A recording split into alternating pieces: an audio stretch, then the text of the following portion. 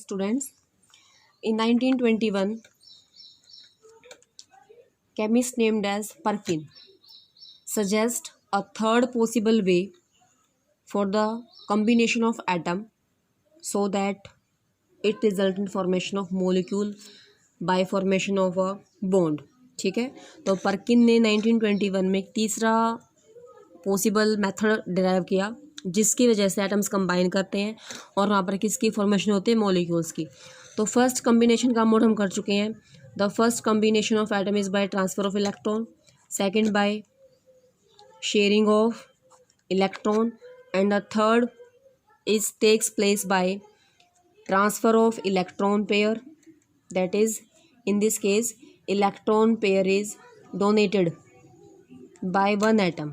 अगर हमारे पास किसी मॉलिक्यूल की फॉर्मेशन के लिए डिफरेंट एटम प्रेजेंट है तो उस केस में जो इलेक्ट्रॉन पेयर जिस एटम के पास प्रेजेंट होगा वो एटम इलेक्ट्रॉन्स पेयर को डोनेट करेगा।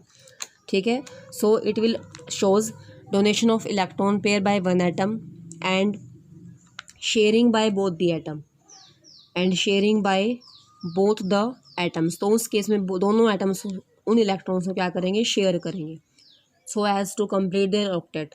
In that case, such type of bond formed is called as coordinate bond, also called as dative bond. It is a third possible way of binding the atom to form molecule. Clear है? अब तक हमने first क्या, transfer of electron से ionic bond, electrons की sharing से covalent bond, और जब इलेक्ट्रॉन का ट्रांसफर एक एटम से होगा और शेयरिंग दोनों एटम करेंगे तो हमारे पास थर्ड बॉन्ड आएगी, उसको बोलते हैं कोऑर्डिनेट और डेटिव बॉन्ड। ठीक है, एक पॉइंट हम पहले कर चुके हैं in terms of covalency. In terms of covalency जितने इलेक्ट्रॉन पेयर वहाँ पर शेयर होंगे, the shared pair of electron has equal contribution from both the combining atoms. ठीक है, जहाँ पर कोवैलेंसी आएगी इट मीन जहाँ पर इलेक्ट्रॉन्स की शेयरिंग होगी तो जो भी कंट्रीब्यूशन होगा दोनों एटम्स का वहाँ पर क्या होगा, इक्वल होगा। So but in this case, in this coordinate bond case what will happen, the electrons pair which are given by one atom, जो एक एटम डोनेट करेगा तो उस एटम को हम क्या बोलते हैं, डोनर एटम। इट मीन्स ये इलेक्ट्रॉन पेयर को डोनेट करेगा, that's why this atom is named as donor atom. ठीक है, और जो स्पेसिस या जो एटम उसको रिसीव करेगा, लेगा, that is called as acceptor atom. Sharing करेंगे ये, तो जो एक्सेप्टर एटम लेगा इसको, जिसके पास इलेक्ट्रॉन्स कम है वो उसको एक्सेप्ट करेगा, that is called as acceptor atom. तो उन दोनों के बीच में हम जो लिंकेज शो करेंगे, that linkage is shown by an arrow pointing from donor atom to acceptor atom in this way. जो ये एरो है इसका जो टेल पार्ट है वो किस तरफ आएगा, डोनर की साइड, और जो हेड पार्ट है वो किस तरफ आ जाएगा, acceptor side. So the bond is formed as coordinate bond and the compounds formed are called as coordinate compound. Clear, जो हमारे पास ये बॉन्ड आएगी डेटिव बॉन्ड, कोऑर्डिनेट बॉन्ड, इसका नेचर कैसा होगा, this bond possess some polar character, that's why it is called as dative, semi polar और co ionic bond. इसको हम क्या बोलते हैं, it is also called as dative bond, hence it is also termed as semi polar, क्योंकि कुछ नेचर इसका पोलर है, also called as co ionic. अगर पोलर नेचर है इट मीन्स कुछ आयोनिक नेचर भी पोजेस करेगा। क्लियर, नेक्स्ट है how can we show this bond formation by an example.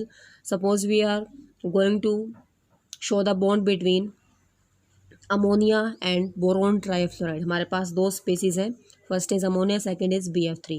First of all we will draw their Lewis dot structure. What is the Lewis dot structure of NH3? Now it consists of one nitrogen and three hydrogen atoms at three different corners. Hydrogen atom consists of one electron, nitrogen valence shell consist of 5 electrons, N के valence shell में 5 electrons होते हैं, H के पास कितने होते हैं, 1।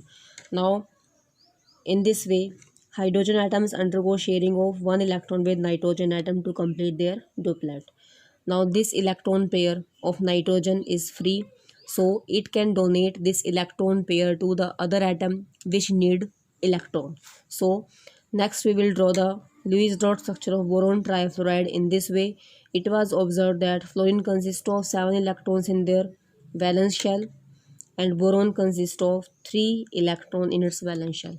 Now in this way fluorine undergoes sharing of 1 electron with boron atom resulting in formation of bond. अब यहाँ पर इसके पास कोई भी इलेक्ट्रॉन प्रेजेंट नहीं है, तो दोनों कंपाउंड कैसे कंबाइन करेंगे, दोनों मॉलिक्यूल कैसे कंबाइन करेंगे, this electron pair of nitrogen is given to boron atom. अब ये इलेक्ट्रॉन्स को इसको भी देगा, ठीक है, इसने दिए हैं तो इसको हम बोलेंगे डोनर एटम, इसने एक्सेप्ट किया है तो इसको हम बोलेंगे एक्सेप्टर एटम। बीच में हमने क्या शो कर दिया, एरो। तो यहाँ पर बॉन्ड बनेगी, उसको हम रिप्रेजेंट करेंगे simply NH3 coordinate bond, then BF3। This type of linkage is called as coordinate bond. Clear है। सिमिलरली इन सल्फर डाइऑक्साइड, अगर हमारे पास मॉलिक्यूल है sulphur dioxide that is SO2, centre में हमारा सल्फर आएगा, कॉर्नर पर आ जाएगा ऑक्सीजन। 6 + 2 × 6 that is 6 + 12। इट मीन्स हमें कितने इलेक्ट्रॉन्स अरेंज करने हैं यहाँ पर, 18। 2 4 6 10 12 14 16 and 18। clear। now it has complete 8 electrons in the shell. Sulfur, this oxygen also has 8 electron. now what will happen, sulphur atom has 6 electrons in the valence shell. इसको हम शो करेंगे इस तरह से, सल्फर 1 2 3 4 5 6, ठीक है। Oxygen also consist of 6 electron, 1 2 3 4 5 6। This oxygen also consist of 6 electron, 1 2 3 4 and 5 6। अब यहाँ पर भी कितने इलेक्ट्रॉन्स हैं, 8। इसके पास भी कितने इलेक्ट्रॉन्स हो चुके हैं, 8, लेकिन यहाँ पर कितने हैं, 6 है। Now this sulphur atom donate this electron pair to this oxygen, as a result यहाँ पर जो बॉन्ड बनेगी उसको हम क्या बोलेंगे, कोऑर्डिनेट बॉन्ड। ऐसे भी शो कर सकते हैं। फिर वहाँ पर हमें एक बॉन्ड डबल दिखानी पड़ेगी, उसके हिसाब से हमारे पास लिंकेज ऐसे आएगी, double bond OS, then coordinate bond simple oxygen. ये डेटिव बॉन्ड की फॉर्मेशन में इसको सिंपल लुईस डॉट स्ट्रक्चर से ऐसे भी एक्सप्लेन कर सकते हैं, लेकिन हम करें डेटिव बॉन्ड तो हमें इसको इस वे में ही रिप्रेजेंट करना है। क्लियर है। In this way we can have different molecules such as formation of ammonium ion, formation of sulfuric acid, formation of hydronium ion. All these cases shows formation of dative or coordinate bond. Next topic we are going to discuss is resonance. Next topic is resonance. Now what is resonance? It was observed that in certain molecules, कुछ molecules के अंदर हमारे पास क्या होता है, single Lewis structure which can not explain all the properties of the molecule. हमें क्या करते हैं, लुईस डॉट स्ट्रक्चर ड्रॉ किया, लेकिन उस स्ट्रक्चर की लिमिटेशन क्या है, उस स्ट्रक्चर से हम उस गिवन मोलिक्यूल की सारी प्रॉपर्टीज को एक्सप्लेन नहीं कर सकते। So the molecule is then suppose to have many structures, each of which can explain most of the properties of the molecule. फिर क्या सपोज किया गया कि जो भी हमारे पास गिवन स्ट्रक्चर आया है उसके और भी ज़्यादा स्ट्रक्चर एग्जिस्ट कर सकते हैं, and each structure can explain most of the properties of the molecule. हर स्ट्रक्चर कोई ना कोई प्रॉपर्टी को एक्सप्लेन करेगा, but none structure can explain all the properties of the molecule. और उनमें से कोई भी स्ट्रक्चर ऐसा नहीं है जो उस गिवन मोलिक्यूल की सभी प्रॉपर्टीज को एक्सप्लेन कर सके। Clear. Why? Because the actual structure lies in between all this contributing structure. जो एक्चुअल स्ट्रक्चर होगा वो इन सब का क्या होगा, हाइब्रिड होगा, मिक्सिंग से आएगा, इन बिटवीन लाई करेगा। So that structure is called as resonance hybrid structure, and the structures obtained are called as resonating structures, also called as canonical forms of the given molecule, and this phenomena is called as resonance. Taking the example of ozone molecule, first of all we will draw the Lewis dot structure of ozone.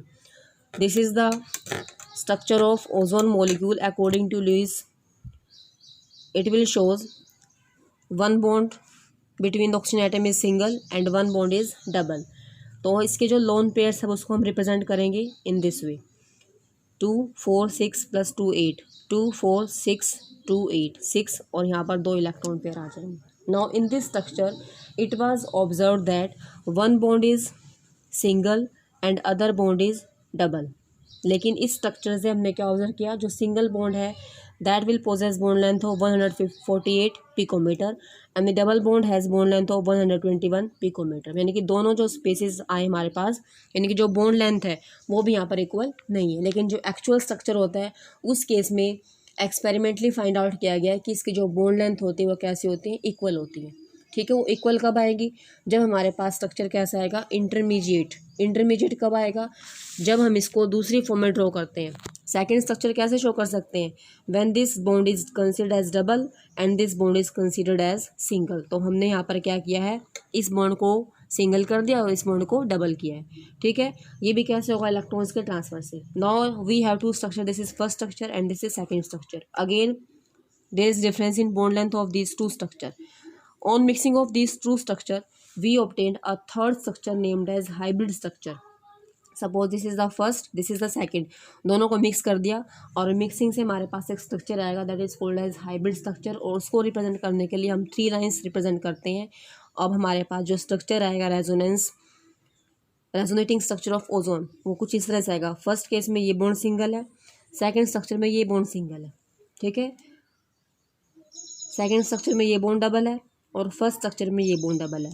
This structure is called as hybrid structure, and this hybrid structure possess equal bond length of 128 picometer. It means जो भी हमारे पास ये structure है ये stable hybrid form है, symmetrical है, bond length कैसी आ रही है, इक्वल आ रही है. सो इस स्ट्रक्चर के अंदर जो भी हमारे पास ये हाइब्रिड फॉर्म आई है, जो इलेक्ट्रॉन्स की अरेंजमेंट आएगी that is between the intermediate of these two structure. So we have the following representation of ozone structure in resonating form. This is the first structure, this is second structure, and this is the third structure which is obtained by mixing of these two structure. This is called as hybrid structure. Clear? So the resonance structure are arbitrary or imaginary.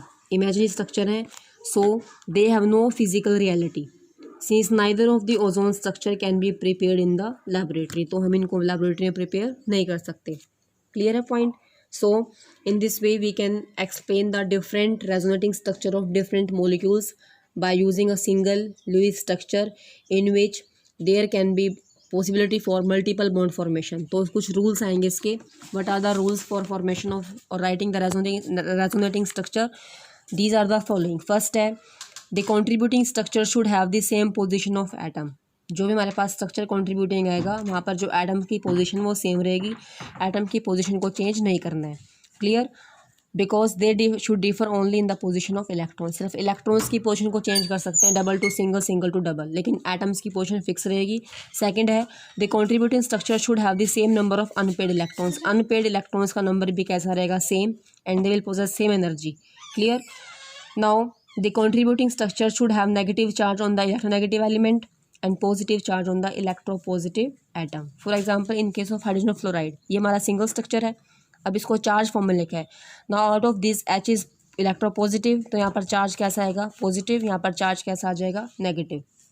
Third case भी possible है इस case में, जब H के ऊपर negative charge आए, F के ऊपर पॉजिटिव चार्ज आए. लेकिन जो स्ट्रक्चर थर्ड है वो स्टेबल नहीं है.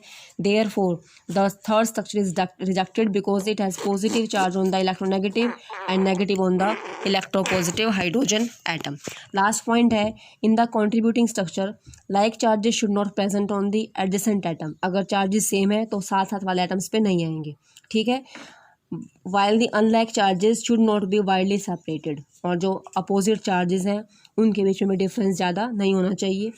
सो taking an example of N2O, the following structures are possible. First structure ये है, it will carry negative charge, it will carry positive charge. Second case में क्या होगा, इलेक्ट्रॉन्स को मूव करवाएंगे. सपोज ये इलेक्ट्रॉन्स यहाँ आ गए, ये इलेक्ट्रॉन्स यहाँ मूव करेंगे, तो यहाँ पर चार्ज कैसा आ जाएगा, पॉजिटिव. यहाँ पर चार्ज नेगेटिव. थर्ड केस में this carry two negative charge and this too carry positive charge. अब यहाँ पर सेम चार्ज कहाँ पर आ गया है, ऑन द एडजेसेंट एटम, एक के बाद एक पे. तो ये स्ट्रक्चर यहाँ पर पॉसिबल नहीं होगा because it has charge on the same adjacent atom. Therefore this structure is rejected. Now it will shows only two structure, first and second. Clear? Now try to do other examples of resonating structures from your book on page number 57 to 58. Okay.